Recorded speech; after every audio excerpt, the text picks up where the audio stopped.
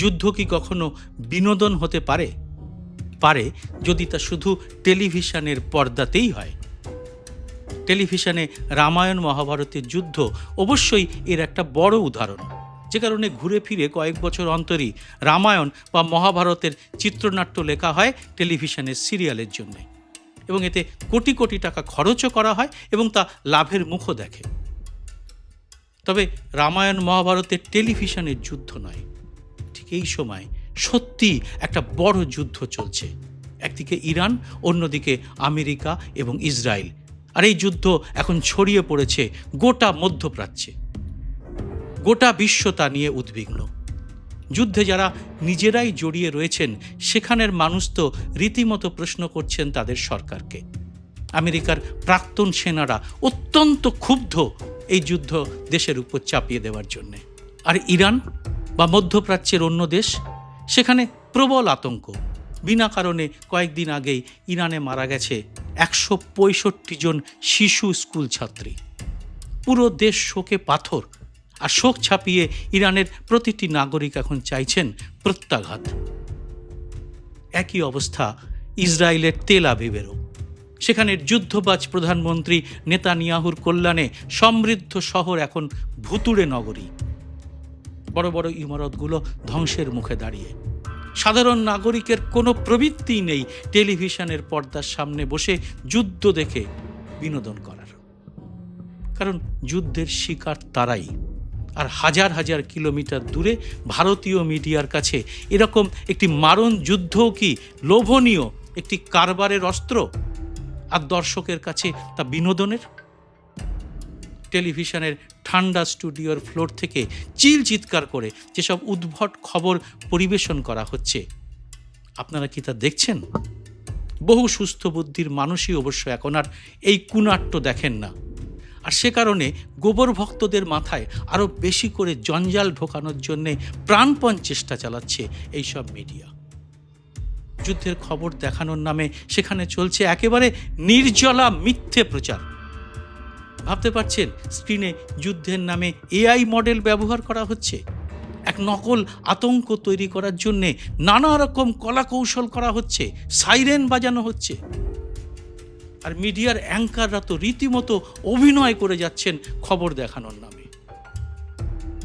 যারা BBC, CNN, আল জাজিরার মতো আন্তর্জাতিক খ্যাতিসম্পন্ন টেলিভিশন নিয়মিত দেখেন, তাদের কাছে গোটা বিষয়টি চিতপুরের যাত্রাপালা বলে মনে হতেই পারে।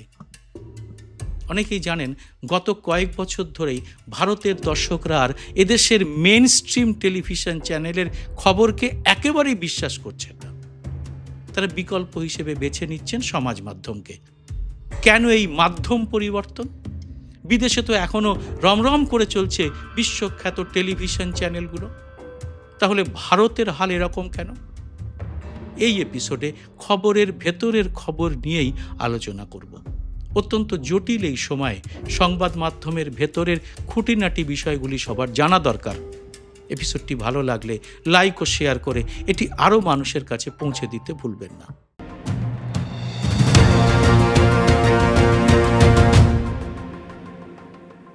নমস্কার, সবাইকে স্বাগত। আমি সুব্রত বসু। গত বছর অপারেশন সিন্দুরের সময় গোটা রাত জুড়ে পাকিস্তানের করাচি, ইসলামাবাদ দখলের ভয়াবহ সব খবর চালিয়েছিল ভারতের মিডিয়া। সঙ্গে দেখানো হয়েছিল ভয়ঙ্কর সব ভিডিও। মিথ্যে খবর পরিবেশনের জন্যে রীতিমতো প্রতিযোগিতা চলছিল। সকাল হতেই অবশ্য সব ভোঁভা। যখন জানা গেল পুরোটাই বানানো, তখন কি দর্শক হিসেবে আমাদের নিজেদের বোকা মনে হয়নি? দর্শকদের দোষ নেই, কারণ তারা তো এই সব চ্যানেলকে বিশ্বাস করেছিলেন, আর সেটাই তো করা উচিত। কিন্তু গোটা বিশ্বের কাছে ভারতের মিডিয়ার বিশ্বাসযোগ্যতা অপারেশন সিন্দুরের পর হুহু করে নেমে গেছে। ভারতীয় মিডিয়ার এই হাল নিয়ে বিশ্বখ্যাত বিভিন্ন সংবাদপত্রে নানা প্রতিবেদনও বেরিয়েছে। গোটা বিশ্ব এখন জেনে গেছে ভারতের মেন স্ট্রিম মিডিয়া কিভাবে চাটুকার গদি মিডিয়ায় পরিণত হয়েছে। কিন্তু কেন মিডিয়ার এই পাগলামি? এর কি কোনো উদ্দেশ্য আছে? কি সেই উদ্দেশ্য? সে কথায় পরে আসছি। ভারতের মেন স্ট্রিম মিডিয়ার বড় ভরসার জায়গা মোদি সরকার। আর গত 6 মার্চ সেই মোদী সরকার বেচারাদের একটা বড়সড় ধাক্কা দিয়ে দিয়েছে। মোদী সরকারের তথ্য ও সম্প্রচার মন্ত্রক ব্রডকাস্ট অডিয়েন্স রিসার্চ কাউন্সিল বা বিএআরসি বা বার্ককে নির্দেশ দিয়েছে পরবর্তী 4 সপ্তাহ বা পরবর্তী নির্দেশ না দেওয়া পর্যন্ত সংবাদ টিভি চ্যানেলগুলোর টেলিভিশন রেটিং পয়েন্ট বা টিআরপি সংক্রান্ত রিপোর্ট প্রকাশ করা যাবে না। মানে কারা কত নম্বরে কত দর্শক তাদের চ্যানেল দেখছেন তা এই সময় এই সব তথ্য দেওয়া যাবে না। কিন্তু এই নির্দেশে টেলিভিশনের নিউজ চ্যানেলগুলো কি আদৌ ধাক্কা খেলো? তাছাড়া হঠাৎ কেন এরকম নড়ে চড়ে বসলো মোদী সরকার? এখানেও কি তাহলে অন্য কোনো খেলা আছে? তার আগে বলে নিই, টিআরপি বা টেলিভিশন রেটিং পয়েন্ট টেলিভিশনের কাছে কেন একটা বড় অস্ত্র। যার যত টিআরপি বেশি সে তত বেশি টাকার বিজ্ঞাপন পেতে পারে, মানে তার রোজগার তত বেশি হবে। ভারতে সাধারণত প্রতি বৃহস্পতিবার এই সাপ্তাহিক রেটিং রিপোর্ট বের হয়।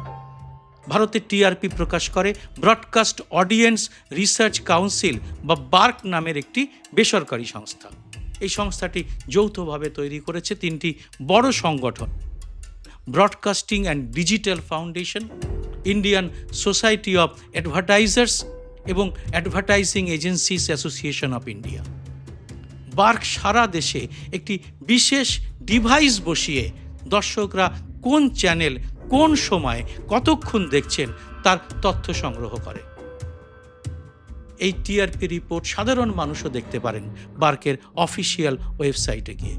এখন এই রিপোর্ট যদি প্রকাশ না করা হয় তাহলে তো চ্যানেলগুলোর কাছে তা খুবই খারাপ খবর। তার থেকেও বড় কথা, এটা তো চ্যানেলের কাজের উপর হস্তক্ষেপের শামিল। কিন্তু কোনো চ্যানেলে এটা নিয়ে কোনো আলোচনা বা প্রতিবাদ নেই কেন? নেই তার কারণ তাদের স্বাধীনতা অনেক দিন আগেই চলে গেছে। সুতরাং শিকলের উপর আর একটা শিকল পরালে কার কি এসে যায়? কিন্তু প্রশ্ন হচ্ছে, মোদী সরকারকে হঠাৎ এরকম সিদ্ধান্ত নিতে হলো কেন? অপারেশন সিন্দুরের সময় তো এটা করা হয়নি। তাহলে কোনো জায়গা থেকে কি কোনো চাপ এলো? বিষয়টি বোঝার জন্যে কোনো রকেট সায়েন্স জানতে হবে না, শুধু কয়েকটি খবরের শিরোনাম দেখলেই বিষয়টা জলের মতো স্পষ্ট হয়ে যাবে। সেটা কীরকম? চলুন কিছু খবরের শিরোনাম বা হেডিংগুলো আগে পর্যালোচনা করি। তবে এগুলো জাতীয় পর্যায়ের হিন্দি চ্যানেলের, তার বাংলা তর্জমা আমি করে দিচ্ছি। 1.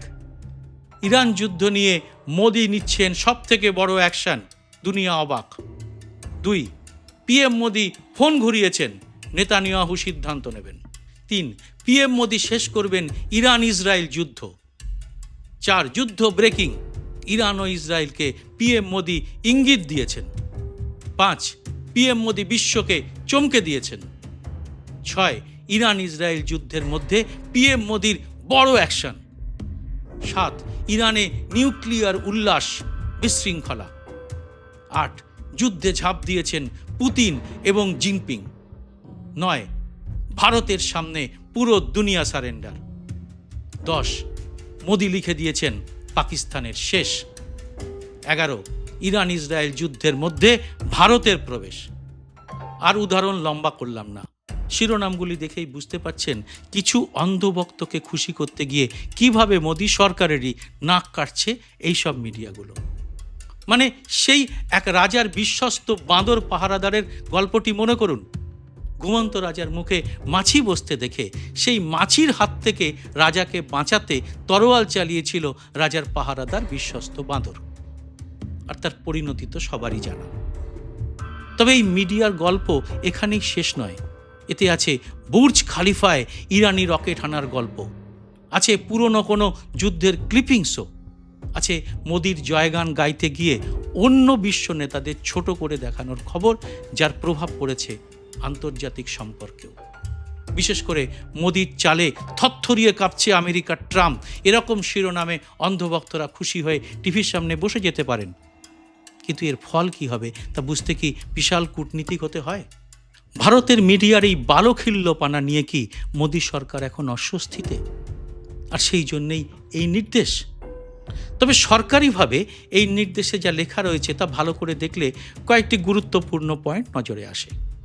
সেগুলো এরকম: 1, পুরনো ভিডিও ফুটেজকে নতুন বলে দেখানো। 2, ভুল লেবেল দিয়ে ভিডিও সম্প্রচার। 3, নাটকীয় সাইরেন এবং ব্যাকগ্রাউন্ড মিউজিক দিয়ে খবরকে আরও বেশি ভয়ঙ্কর করে দেখানো। 4, ভুয়ো খবর এবং আতঙ্ক তৈরি করা। 5, বুর্জ খালিফায় হামলা দেখানো ভিডিওটি এআই দিয়ে তৈরি, এরকম ভিডিও সম্প্রচার। 6, ইরানের মিসাইল আমেরিকার ইউএসএস আব্রাহাম লিঙ্কন জাহাজটি ধ্বংস করেছে এমন প্রমাণহীন দাবি করা। 7, অনেক ফুটেজ আসলে পুরনো গাজা বা ইউক্রেন যুদ্ধের ভিডিও, এমনকি কিছু ভিডিও গেম থেকেও নেওয়া, অপারেশন সিন্দুরের সময় যেমনটি করা হয়েছিল। 8, যুদ্ধকে ধর্মীয় সংঘর্ষ, যেমন শিয়া সুন্নি মুসলিম বনাম পশ্চিম হিসেবে দেখানোর চেষ্টা। সরকারের আপত্তির প্রধান কারণগুলো খুবই গ্রহণযোগ্য, কিন্তু এটাই কি আসল সত্য, নাকি এটা বাইরে দেখানো হাতির সেই দাঁত? আসল দাঁতটা রয়েছে ভেতরে। একথা বলছি এই কারণে, গত বছর অপারেশন সিন্দুরের সময় ভুয়ো খবর দেখানোর পরেও তো এরকম কোনো ব্যবস্থা নেওয়া হয়নি। তাহলে এবারে কেন? সংঘর্ষের সময় কিছু সেনাকর্তাও হাজির হয়েছিলেন স্টুডিওতে। মনে করুন, তাদের কাজ ছিল মোদির একটা সাহসী ইমেজের ধারণা তৈরি করা। সে উদ্দেশ্যে তারা কিন্তু ওই সময় অনেকটা সফলও হয়েছিলেন। পরে অবশ্য ট্রাম্পের দাবি তাতে জল ঢেলে দেয়। কিন্তু সেই সংঘর্ষে জড়িয়েছিল ভারত স্বয়ং। ফলে ভারতের প্রধানমন্ত্রীর প্রচার এবং জয়গান নিয়ে বিশ্বের অন্য দেশের কোনো মাথা ছিল না, তাই সেসব নিয়ে কোনো সমস্যাও হয়নি। কিন্তু এবার পরিস্থিতি একেবারেই আলাদা। এবার যুদ্ধে জড়িয়ে পড়েছে মোদির মাই ডিয়ার বড় ফ্রেন্ড ডোনাল্ড ট্রাম্প এবং ছোট ফ্রেন্ড ইসরায়েলের নেতানিয়াহু। সেখানে বিশ্বগুরু নরেন্দ্র মোদির ভূমিকা কি করে বড় করে সামনে আনা যাবে? কি করে বোঝানো যাবে তিনিই সব কিছু করছেন এবং পারলে তিনিই ওয়ার বন্ধ করবেন? কোটির উপর ভারতীয় এখন মধ্যপ্রাচ্যে চরম বিপদের সামনে দাঁড়িয়ে।